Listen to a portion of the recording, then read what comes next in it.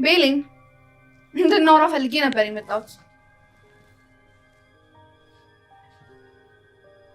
እሺ እናውራ። ቆይ ግን ምንድነው ፍላጎትሽ?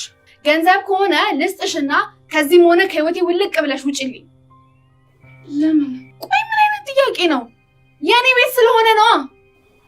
እሺ በቃ ትንሽ ይሻለኝና ከዚህ ሄዳለሁ። ያው ላንቺም ቢሆን የሚሻልሽ አዲስ ህይወት መመስረት ነው። ያው ይሄ ያለፈውን ህይወት ስለማታስታውሺ። ግን ያጠፋሁት ነገር አለ እንዴ? ያው ትልቁ ጥፋትሽ መርሳትሽ ነው። እሱንም ቢሆን ይቅር ብዬሻለሁ። አሁን ግን ሌላ ጥፋት ሳታጠፊ ከዚህ መሄዱ የተሻለ ነው።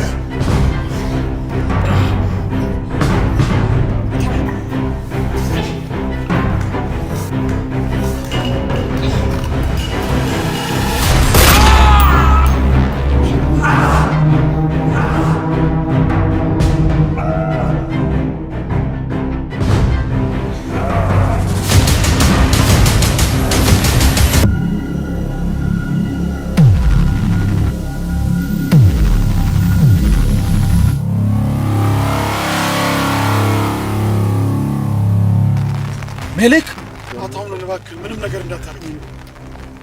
አንተን ነው ሲከታተለኝ ነበር። አንተ ነህ ዶክመንቱን ይዘረፍከኝ። እኔ አይደለሁም ነው እንጂ አጠገብ የሆነ ስትጫወትብኝ ነበር። አንተ ነህ ለካ።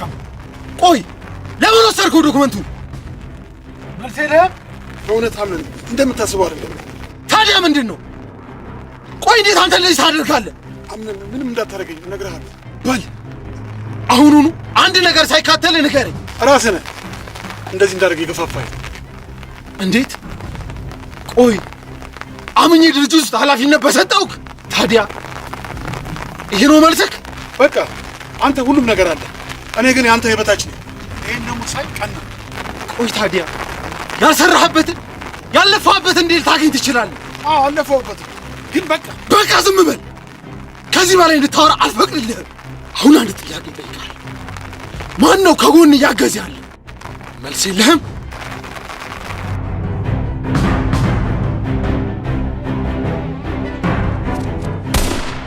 ሰላም ጤና ይስጥልን። የተከበራችሁ የድር ድራማ አፍቃሪያን በሙሉ ድር ድራማ ክፍል 17ን በመጠባበቅ ላይ ያላችሁ በመጀመሪያ ቪዲዮ ላይክ እንዲሁም ኮመንት ላይ የገባችሁ ድር ድራማ ክፍል 17 ቶሎ ይለቀቅልን ማለት እንዳትረሱ። ውድ የቻናሌ ቤተሰቦች እንግዲህ በባለፈው ክፍል 16 ላይ እንዳያዝ ከሆነ ድር ድራማ ላይ በጣም ደስ የሚልም የሚያሳዝንም ነገር ተፈጥሮ ነበር። ደስ የሚለውን ነገር እንግዲህ ስናይ በክፍል 16 ላይ እንዳያዝ ከሆነ አሮጊቷ ዛራ እንግዲህ ከቤት እንድትወጣ እንግዲህ ያው ትዕዛዝ ተሰጥቷት ነበር። በዛ መሰረት ዛራ እንግዲህ እቃዋን ሰብስባ እየወጣች ነበር ከዛ ቤት። ነገር ግን በጣም ደስ የሚል ነገር ነበር በሰዓቱ የተፈጠረው። እንግዲህ ይህም ነገር የተፈጠረበት ምክንያት በቤሌን ምክንያት ነው። እንግዲህ ዛራ ከቤት እየወጣች እያለ ቤሌንም እንግዲህ እቃዋን ሰብስባ እኔም አንቺ ከሄድሽ መሄድ እፈልጋለሁ በማለት እንግዲህ እነሱ በተሰበሰቡበት መሃል እንደዛ ብላ ትናገራለች። የእሷ መሄድ እንግዲህ ደስ ያሰኛት መርሲን ብቻ ናት። እንግዲህ መርሲ እሷ ከሄደች እቺ አሮጊቷም ከሄደች ሰላም አገኛለሁ በማለት እንግዲህ በጣም በጉጉት ስትጠባበቅ ነበር። ነገር ግን አምነን ይህን ነገር አልወደደውም። ምክንያቱም ቤሌንን ስለሚወዳት እንግዲህ ዛራ ከሄደች ቤሌንን ዛራን ተከትላ ትሄዳለች። ያን ጊዜ እንግዲህ እኔ ብቻዬን ነኝ የምቀረው፣ የምወዳት ልጅ ልትሄድ ነው፣ ከእጄ ልታመልጥ ነው ብሎ በማሰብ ወዲያውኑ የወሰነው ውሳኔ እንግዲህ ዛራ መመለስ ነበር። በሰዓቱ እንግዲህ አንድ ቀጭን ትዕዛዝ ነበር ለዛራ የሰጣት። ዛራን እቃሽን ይዘሽ ወደ ቤት ተመለሽ ነበር ያላት።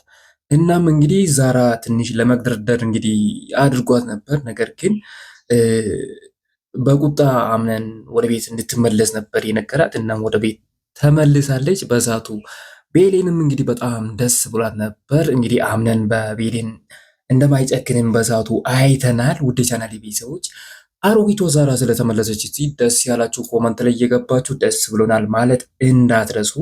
እንግዲህ ያ ቤት ያለ ዛራ እንግዲህ ለቤሌን እንደማይሆን ያው እኛም ተረድተናል። ምክንያቱም ዛራ ሄደች ማለት ቤሌን እንግዲህ እዛ ቤት ተጨቁና ነው የምትኖረው። በከፋት ባዘነች ቁጥር እንግዲህ ሄዳ ቀርባ የምታወራለት እንግዲህ የምትነግረው ሰው የላትም። ስለዚህ የወሰነችው ውሳኔም በጣም ደስ የሚል ነበር። እኛንም በብሳቱ በጣም አስደስታን ነበር። ሁላችንም እንግዲህ የዛራን መሄድ አልፈለግንም ነበር። እስቲ በዚህ ነገር ደስ የተሰኛችሁ እስቲ ኮመንት ላይ የገባችሁ ደስ ብሎናል ማለት እንዳትረሱ። ውድ የቻናል ቤተሰቦች እንግዲህ ወደ የሚያሳዝነው ጉዳይ ስናልፍ ደግሞ እንግዲህ አንድ በጣም የሚያሳዝን ነገር ተፈጥሮ ነበር። ይህም ነገር እንግዲህ የሞርዚና የልጅ ልጅ ታግታለች። በዛ የተነሳ የአምናን ቤተሰብ ሙሉ በሙሉ ጭንቀት ላይ ነው ያለው። ይህን ነገር ማን ነው ያደረገው ብለን እንግዲህ ለማጣራት ስንሞክር እንግዲህ ከክፍል 16 ላይ እንደተረዳ ነው ከሆነ ይህ ሁሉ የሲፈን ስራ እንደሆነ ደርሰንበታል። ነገር ግን ሲፈን ይህን ነገር ያደረገችበት ምክንያት የሞርዚናን የልጅ ልጅ አግታ እንግዲህ ከነሱ ጋር ለመደራደር አስባ ነው። ውድ የቻናሌ ቤተሰቦች ይሄ ነገር ለነ ሲፈን እንግዲህ እንዳሉት እቅድ እንዳወጡት ይሳካላቸው ይሁን በቀጣይ ክፍል አብረን የምናየው ይሆናል። ነገር ግን በዚች በትንሿ ልጅ እንደዛ ማድረጋቸው ትክክል አይደለም። ሁሉም እንግዲህ ጥቅም በመፈለግ ያደረጉት ነገር ነው። ነገሩ ወንጀል ቢሆንም እንግዲህ ከዛ ድርጅት እንግዲህ ድርሻ እፈልጋለሁ በማለት ሲፈን ያደረገችው ነው። እና ውድ የቻናል ቤተሰቦች ይህን ነገር የምታውቀው ደግሞ ያቺ ተንኮለኛዋ መርሲ ናት። መርሲ እንግዲህ ከሲፈን ጋርም ተነጋግራ ነበር። ይህን ነገር እሷ እንዳደረገችም እንግዲህ አውቃለች። እናም ሲፈንም ደግሞ ገና አስደምምሻለሁ በማለት እንግዲህ ሌላ ነገርም በቅርቡ እንደምታደርግ እንግዲህ የሆነ ፍንጭ ሰጥታት ነበር። እናም በሰዓቱ እንግዲህ ሜርሲም ደግሞ ያቺን የሞርዚናን እንግዲህ ለማስነቀል እፈልጋለሁ። እናም ደግሞ ያንን ነገር ለማድረግ አንድ መሄድ ያለብን ቦታ አለ፣ እዛ ቦታ አብረን ነው የምንሄደው ብላ ነበር። ውድ የቻናሌ ቤተሰቦች እንግዲህ ሞርዚናንም ልታስነቅላት አስባለች። እቺ መርሲ ተብዬዋ እንግዲህ መርሲ እና ሲፈን በጣም ተንኮለኛ እንደሆኑ ከዚህ ፊልም ላይ ተረድተናል። እናንተስ እስቲ ምን ትላላችሁ? ሀሳብ አስተያየታችሁን ኮመንት ላይ አስቀምጡልኝ። ወደ ጄሪና ሙስጠፋ ስንመጣ ደግሞ እንግዲህ ጄሪና ሙስጠፋ ግንኙነት እንዳላቸው እንግዲህ መርሲ ይህንንም ነገር አውቃለች። ጉዳዩን እንግዲህ ለመጠቀም እያሰበች ነው። እንግዲህ ሴታፕ እያመቻቸች ነው። እናም በዛ የተነሳ ጄሪን በጣም ተጨናንቃ ነበር እውነቱ እንዳይወጣ።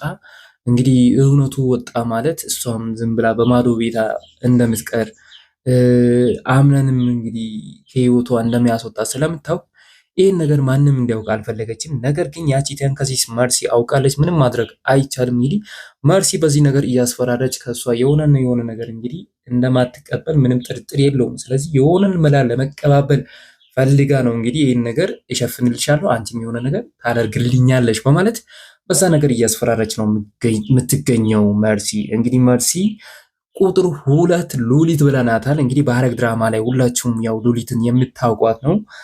እቺም ደግሞ የድር ድራማ ሉሊት ብለናታል። እንግዲህ እስቲ እናንተስ ምን ትላላችሁ? የድር ድራማ ሉሊት እንበላት ወይስ መርሲ በሚለው እንቀጥል? ሀሳብ አስተያየታችሁን ኮመንት ላይ አስቀምጡልና በቀጣይ ክፍል ምን እንደሚፈጠር አብረን የምናየው ይሆናል።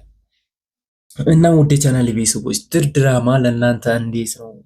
ድር ድራማ እንዴት አገኛችሁት? እንግዲህ እንደዚሁ እያለን እስከ ክፍል 16 ድረስ መተናል። በቀጣይ ደግሞ ክፍል 17 ሲለቀቅ ምን እንደሚፈጠር የምናየው ይሆናል። በክፍል 16 መጨረሻ ላይ ደግሞ ስለ ህፃኗ የሆነ መልእክት ለአምነን ደርሶት ነበር። አምነን እንግዲህ በጣም ተደናግጦ ነበር። የተደወለለትን ስልክ ካነሳ በኋላ እንግዲህ ህፃኗ ልጅ የሆነ ነገር እንደሆነች ሳይነገርለት አይቀርም። በጣም ተደናግጦ ፈዞ ነው የቀረው። እንግዲህ በሰዓቱ ቤሌንም ምንድነው የተፈጠረው? ምን አሉ? ደህና አይደለችም ልጅቷ ስትል ነበር። እንግዲህ አምነን እንግዲህ ፈዟል። በጣም ከመደናገጡ የተነሳ እንግዲህ ምንም ነገር አላወራም፣ ዝም ነበር ያለው። እናም ህፃኗ የሆነ ነገር የሆነች ይመስላችኋል? ውድ የቻናል ቤተሰቦች እስቲ ሀሳባችን ኮመንት ላይ ጻፍ አድርጉና በክፍል 17 ምን እንደሚፈጠር አብረን የምናየው ይሆናል።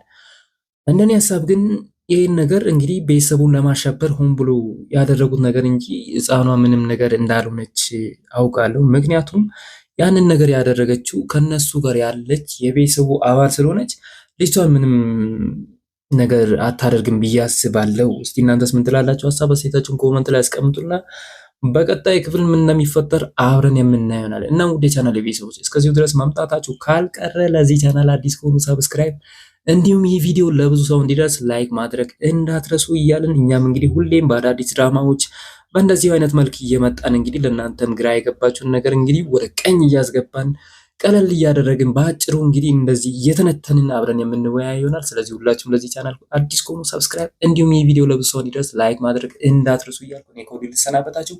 ሁላችሁም በያላችሁበት መልካም ጊዜ ይሁንላችሁ። ቻው ቻው።